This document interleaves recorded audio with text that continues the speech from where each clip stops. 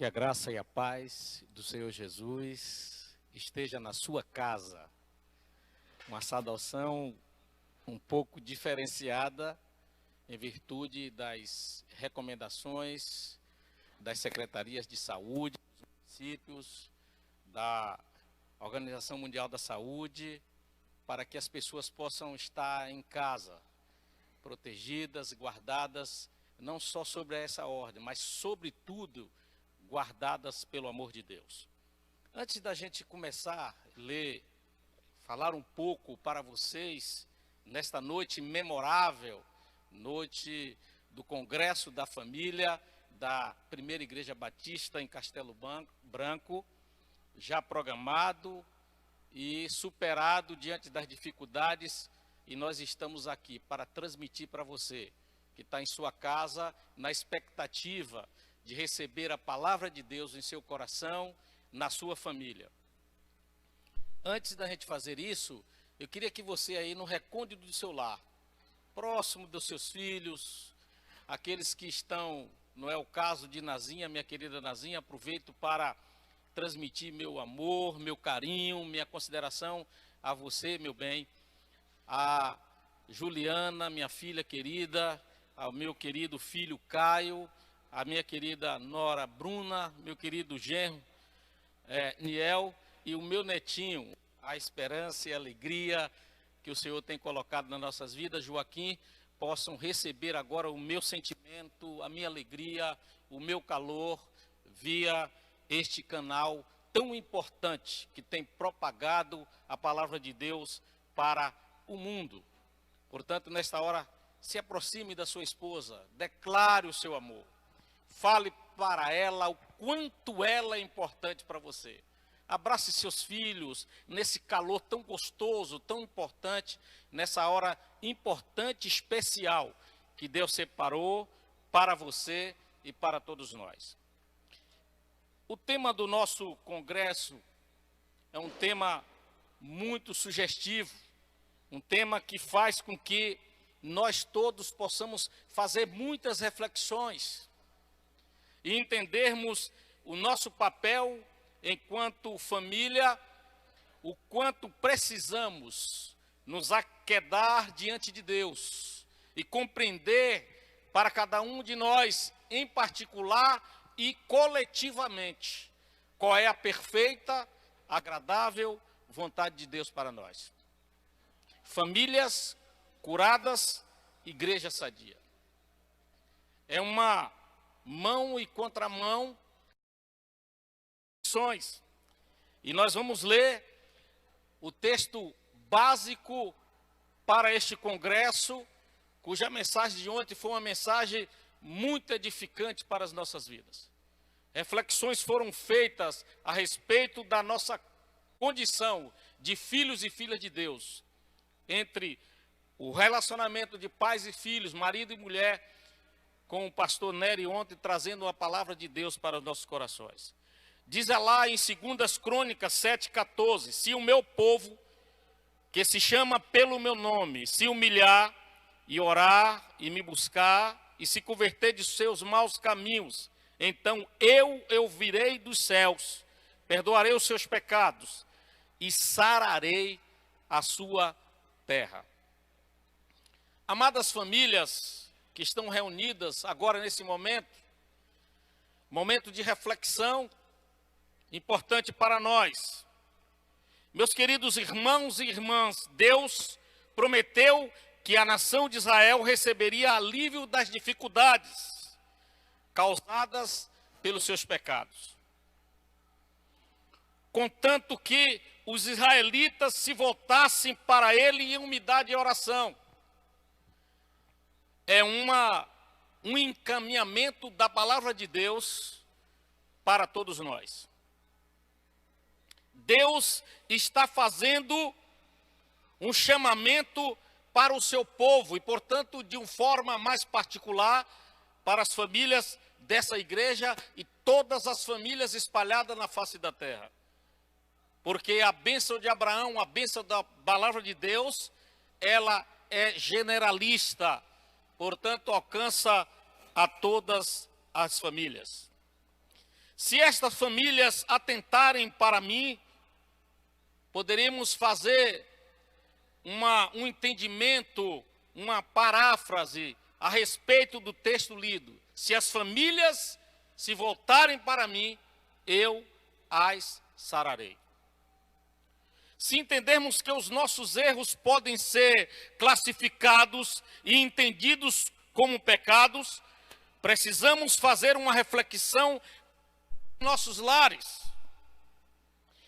e mergulharmos de uma forma profunda naquilo quanto estamos andando na direção errada. Vamos inicializar a cura que tanto queremos. Se queremos igrejas sadias, precisamos vitaminar as nossas casas para então oferecer um crescimento sadio para as nossas igrejas. E há muitas coisas que nós podemos fazer no privado dos nossos lares que precisam ser observados, tomado consciência e sermos curados. Já sabemos que na família nossas máscaras caem. Nós agimos como nós somos de fato. O que ocorre diferente em outros grupos sociais que participamos. Talvez por conta de protegermos a nossa vida, a nossa conduta, a concepção das pessoas ao nosso respeito. Há muitas coisas que fazemos em nossos lares que as pessoas não acessam, porque fica apenas no privado das nossas vidas. Não falarei nesta noite de todas as enfermidades emocionais que precisam ser tratadas em nós, e talvez em sua casa nem tenham, mas precisamos corrigir nossa caminhada enquanto família para agradar a Deus e fazer da igreja uma fortaleza, pois cada parcela familiar é a igreja de Jesus. Logo, se a sua família estiver doente, afetará, portanto, a vida da igreja. E em muitos de nossos comportamentos na igreja, é o reflexo daquilo que vivemos em nossa casa. Precisamos, meus amados, ter disposição para ficar frente a frente de como estamos sendo em nossa casa. Precisamos encarar com responsabilidade e observarmos com muita reflexão a forma do nosso linguajar, a maneira como falamos uns com os outros e o nível de afetividade que existe na nossa casa. Não adianta, amados, pensarmos que a saúde emocional não esteja relacionada com a saúde espiritual. Estão estritamente ligadas. Você está bem emocionalmente, você certamente ficará emocionalmente. As duas coisas não acontecem de forma isolada. Portanto, famílias saudáveis, igreja também saudável. E gostaria de iniciar esta abordagem a respeito das enfermidades, e vamos abordar duas delas. E gostaríamos de iniciar essa abordagem pela ira, a qual temos alimentado em nossos lares, fazendo da nossa família um campo de lutas internas, quase que nos destruindo totalmente. Os dicionaristas dizem uma coisa sobre a ira muito importante. A ira é a raiva, sentimento intenso e permanente de ódio, mágoa e rancor que normalmente alimentamos contra uma ou algumas pessoas. É gerado por ofensas, dando origem a uma situação agressiva. Às vezes nem percebemos e dirigimos palavras que machucam o nosso cônjuge, a nossa esposa, o nosso esposo, os nossos filhos, e porque achamos que temos razões para isso. Gerado, influenciado pela ofensa, pelo aborrecimento, quando deveríamos imediatamente, à luz da percepção emocional e espiritual, tem uma conduta diferenciada a respeito daquilo que nós estamos produzindo em nossos lares por meio da ira. Veja o que diz Eclesiastes 7:9. Não te apresses em irar-te, porque a ira se abriga no íntimo do insensato. Sabemos que todos nós temos histórias diferentes. Quando nos casamos com esta mulher maravilhosa, com esse homem maravilhoso, às vezes não atentamos que eles trazem consigo bagagens, formações, e portanto, essas pessoas são diferentes de você. E sabemos que essas histórias diferentes, meus amados irmãos, são levadas para o relacionamento conjugal, para a nova família que você constituiu naquele altar. E que resolveu dizer sim para aquela mulher e sim para aquele homem, entendendo que era uma orientação, era a vontade de Deus para você. E agora nós estamos diante de novos relacionamentos, porque foram gerados filhos, se você tem filhos e filhas, dentro desse relacionamento. E pais, onde estão sendo construídos uma nova história na vida de vocês. É preciso deixar o histórico da nossa vida, porque muitas vezes eles nos impedem de termos um relacionamento mais maduro, com menos influência da ira. Quem sabe você tem um histórico, seu background, você está trazendo lá do relacionamento com seus pais para dentro do seu relacionamento. E é preciso ter visão. Nem sempre é a forma grosseira, iracunda, que seu pai tratou a sua mãe, ou sua mãe tratou seu pai, deve ser tomada como exemplo. Isso deve ser deixado para trás. E agora você precisa construir uma nova história dentro do seu casamento, dentro da sua família.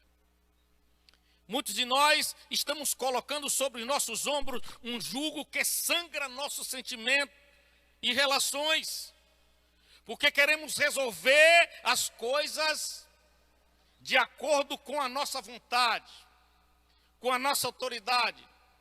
Às vezes exacerbamos na autoridade sacerdotal no lar, aí eu me refiro mais ao varão agora nesse momento, e esquecemos que as nossas esposas têm sentimentos, nossos filhos têm sentimentos, e queremos falar mais alto, porque queremos impor uma autoridade. A autoridade se constrói, não se impõe. Submissão é construída, não é imposta. Por isso nós devemos ter cuidado como nós estamos desenvolvendo os nossos relacionamentos emocionais dentro das nossas famílias. Precisamos controlar nossos gênios. É uma tolice alimentarmos o ódio, meus irmãos.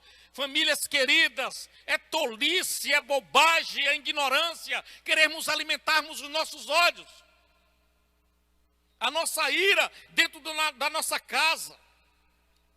Se não for dominada, a ira acesa pelas frustrações da vida leva à insensatez, diz o próprio texto de Eclesiastes. E o insensato, ele não tem em si geração de inteligência, de equilíbrio emocional. Precisamos controlar a nossa ira para não virar pecado. E Mahatma Gandhi, ele diz uma coisa muito interessante. Ele faz uma afirmação interessantíssima. Ele diz assim: aprendi através da experiência amarga a suprema lição. Controlar minha ira e torná-la como um calor que é convertido em energia. E ele diz mais: nossa ira controlada pode ser convertida numa força capaz de mover o mundo. Olha que coisa extraordinária. Quando a gente controla a nossa ira, oh, aleluias, Deus poderoso. Quando a gente controla a nossa ira, a gente permite que o Espírito Santo controle todas as nossas vidas, controle as nossas ações, e a gente passa a olhar para os nossos filhos, as nossas filhas, as nossas esposas, os esposos das nossas irmãs. As irmãs olham para os vossos esposos com um olhar misericordioso e um olhar amoroso. Você vai fazer com que o mundo seja movido, e pense o mundo aqui, o recôndito do seu lar, a sua casa, sendo movido por amor e misericórdia, as pessoas passam a ter atitudes diferenciadas frente às dificuldades e os sentimentos, meus amados, meus queridos irmãos.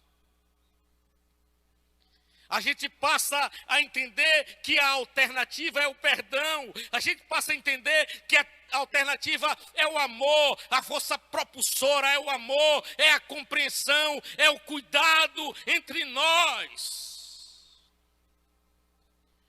Quantas vezes tomamos decisões motivadas pela ira e ofendemos e machucamos nossa família e agimos na igreja de modo semelhante. E não só na igreja, em todos os lugares.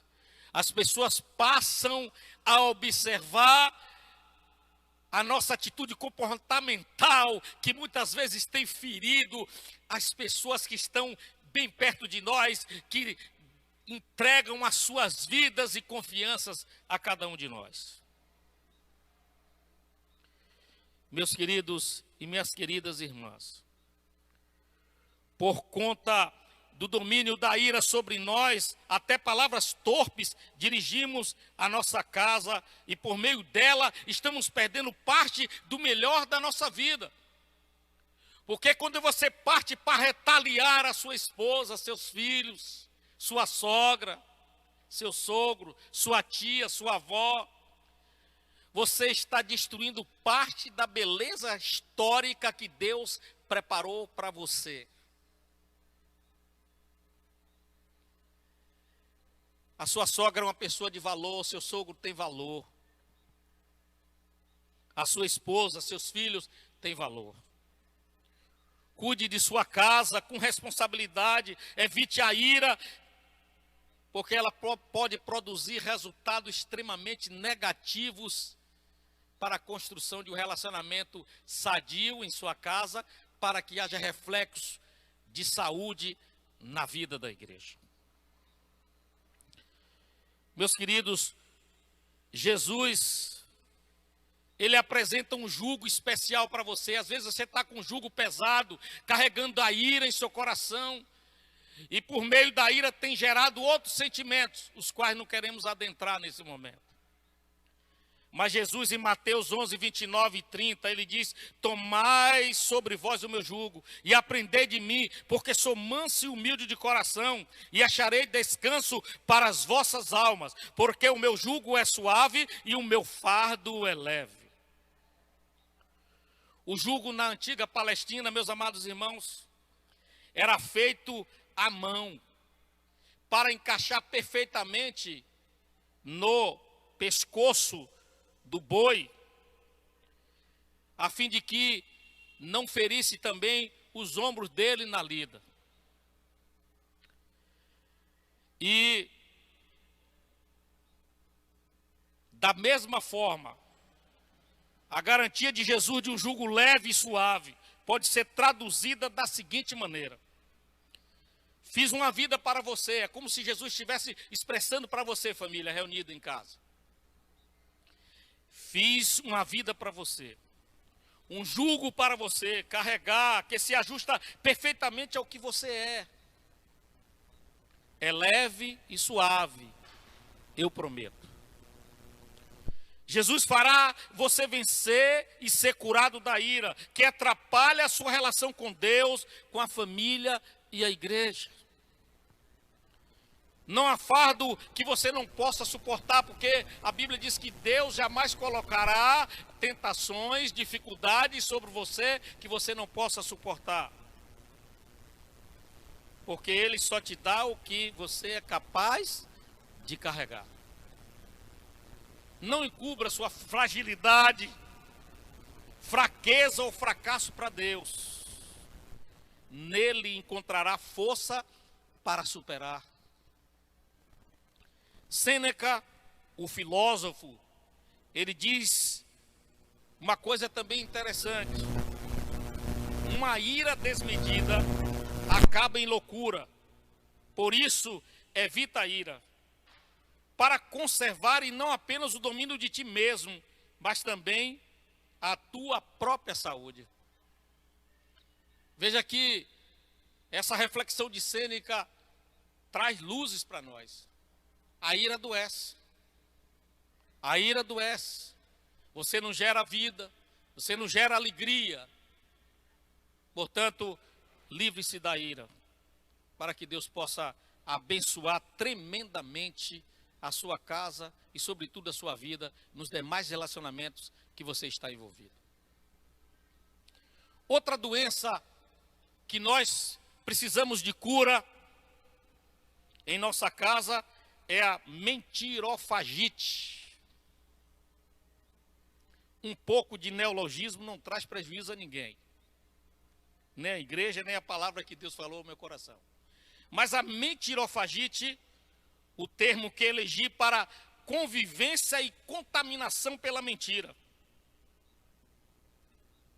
é o termo que eu elegi para que os irmãos entendam a influência negativa nos nossos relacionamentos que a mentira tem trazido. Descobrir o mentiroso que existe dentro de nós diz sobre nós mesmos, meus irmãos. Tem gente que vive uma vida de artista, de dramaturgia, de novela, de filmes, e precisam viver a realidade. Precisam ter uma ação proativa no sentido de modificar a sua postura frente àquilo que deve ser a verdade e somente a verdade, para que haja libertação na sua vida. Só a verdade pode lhe libertar. Às vezes estamos vivendo uma farsa na igreja e na família, sendo o que não somos, falando o que não queremos falar. Precisa haver mudanças e confissões para Deus operar na sua vida. Veja que o texto diz lá, em 2 Coríntios 7,14, que se o meu povo entender isso, dobrar os seus joelhos, se as famílias compreenderem o seu papel importante na transformação da sociedade, e não apenas oferecer para a economia, para os mercados, pessoas para o trabalho, mas oferecer alternativa de paz, de alegria, de uma vida transformada por Deus e transformadora de outras pessoas. Os psicólogos dizem que há mentiras brancas, compulsivas e patológicas. Quais são as suas? Quais são as suas mentiras? São elas brancas, compulsivas ou são patológicas? Pensa aí um minuto rápido.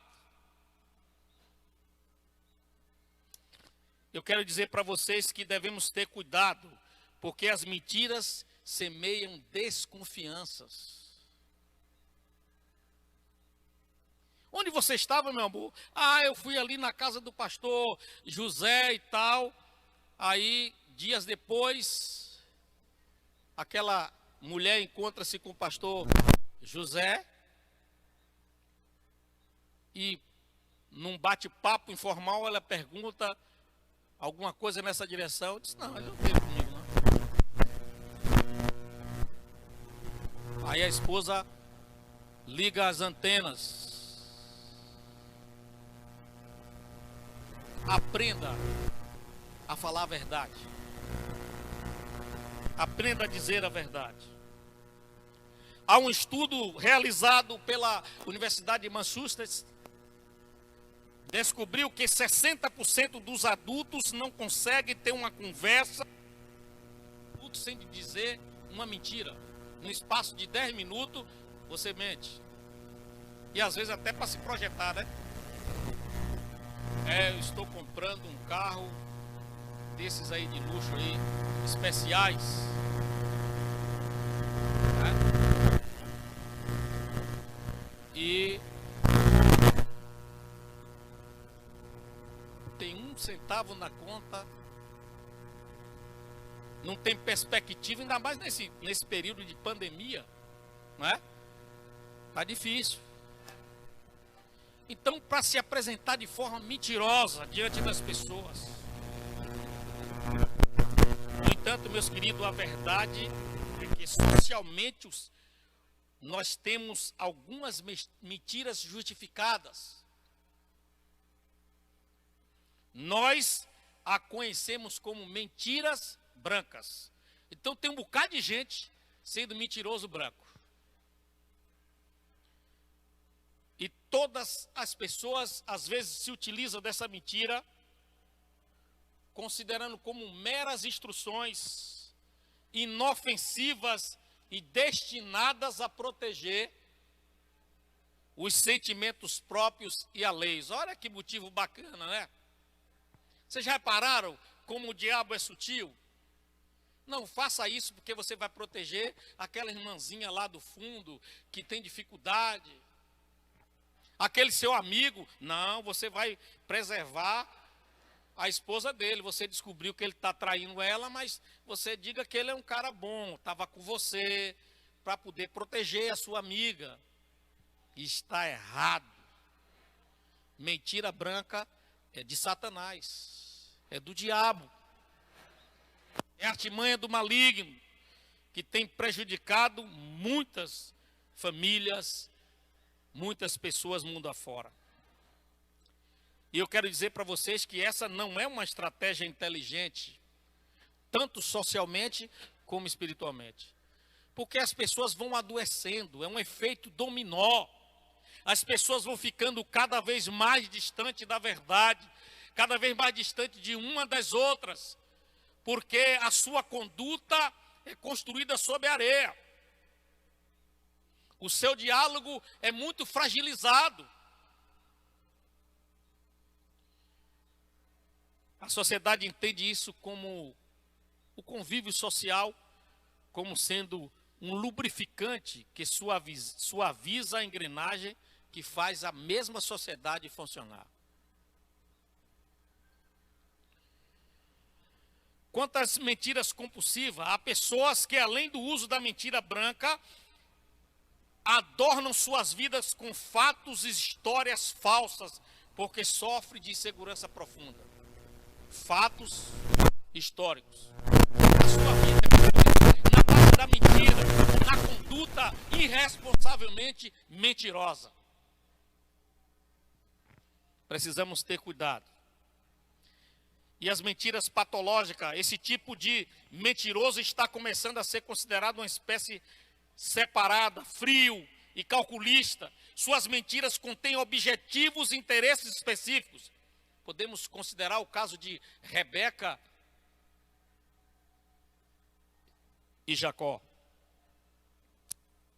São geralmente egoístas. E essas mentiras são manipuladoras e astutas, meus amados irmãos.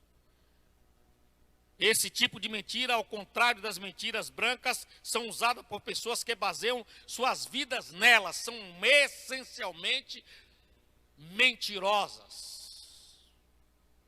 Seus enganos afetam negativamente os outros e causam danos profundos na sua casa, na vida de todas as pessoas que se relacionam com você.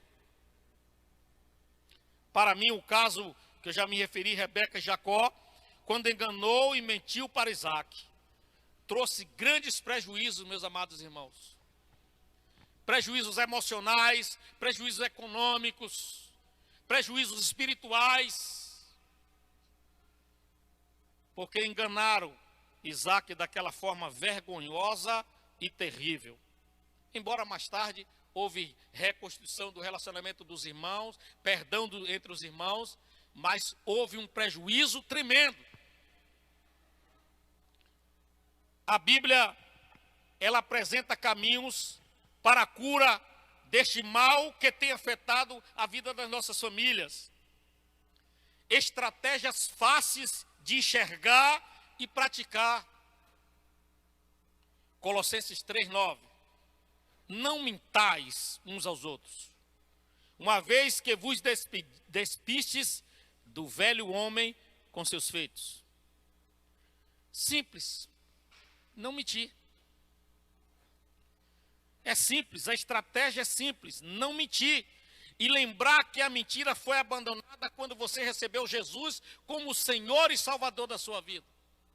Você deixou as coisas velhas e foi revestido do poder do alto, batizada com o Espírito Santo, selada pelo Espírito Santo para o dia da vinda de nosso Senhor e Salvador Jesus.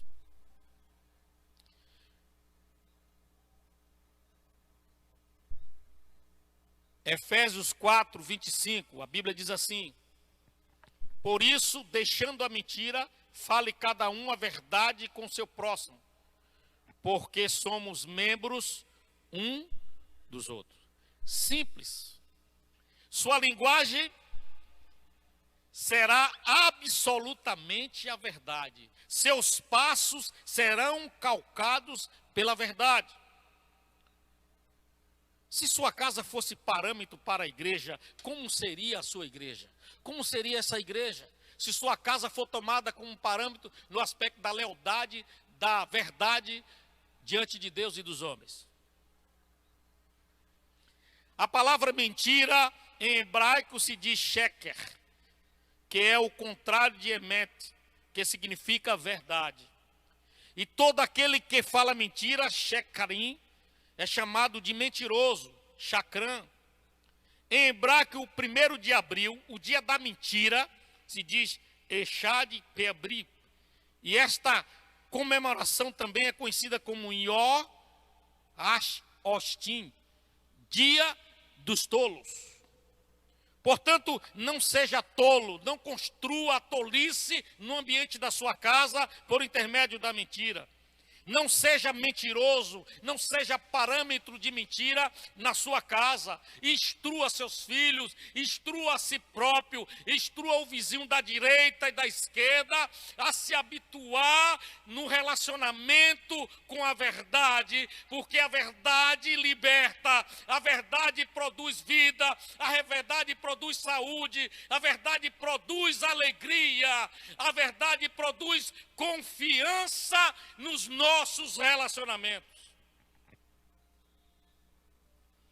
Portanto, não seja tolo. Deus abomina a mentira e por isso não suporta a presença de mentirosos. O inimigo de Deus é descrito na Bíblia como o pai da mentira. Sabemos também que Jesus se descreveu como sendo a verdade. Eu sou a verdade, e se vocês conhecerem a verdade, esta verdade vos libertará, inclusive da mentira.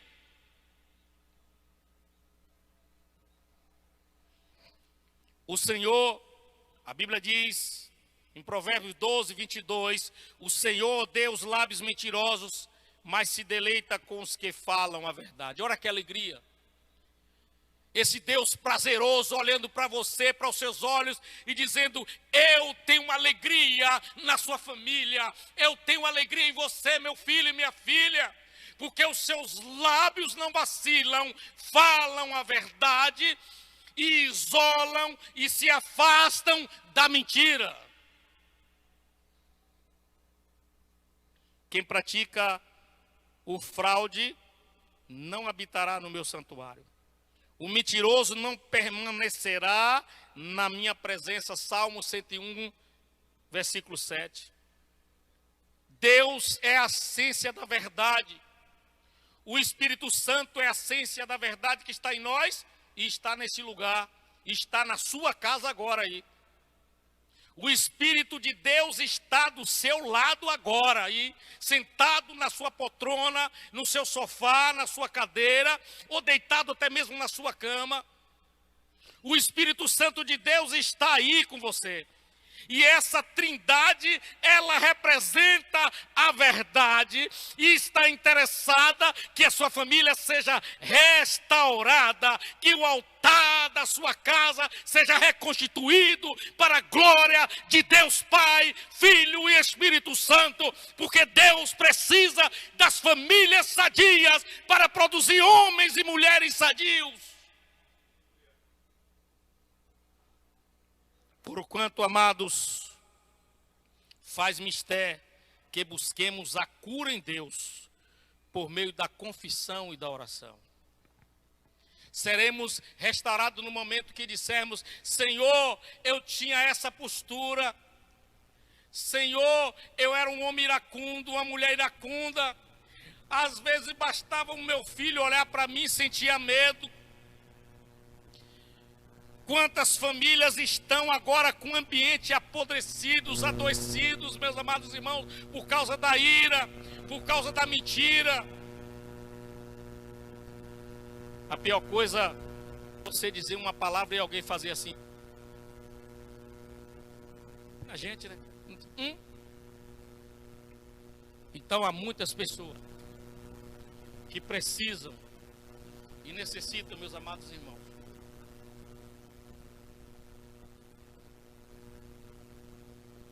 buscar ao Senhor de todo o coração.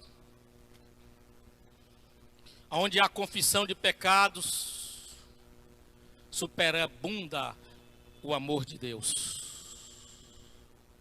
E se você, meu querido irmão desta igreja, especialmente da primeira igreja batista de Castelo Branco, se Deus desde ontem tem falado ao seu coração, quando acabar a pandemia, você tem que vir para esta igreja como uma verdadeira tocha acesa, cheia do poder e da graça de Deus. As famílias que estão me ouvindo, talvez em Cruz das Almas, na minha própria casa, que nós possamos instantes de isolamento social, para tratarmos de nós individualmente e coletivamente. Precisamos olhar nos olhos uns dos outros e descobrir se há alguma enfermidade que precisa ser curada e dobrarmos o nosso joelho, orarmos juntos, chorarmos juntos, confessarmos os nossos pecados, perdoarmos uns aos outros, para que o nome de Deus seja glorificado em nós e na nossa casa. Precisamos ter famílias saradas para que Deus possa fazer coisas grandiosas através dessa igreja e de outras igrejas espalhadas no Brasil e no mundo, nessa hora que está ouvindo a minha voz. Faça uma reflexão, meu irmão, minha irmã, como tem sido você. Deus está te dando uma oportunidade nesse isolamento social para vocês fazerem uma autoanálise de si mesmas. E observarem o quanto nós temos sido relapso. Como nós temos sido relapsos, inclusive no relacionamento entre nós.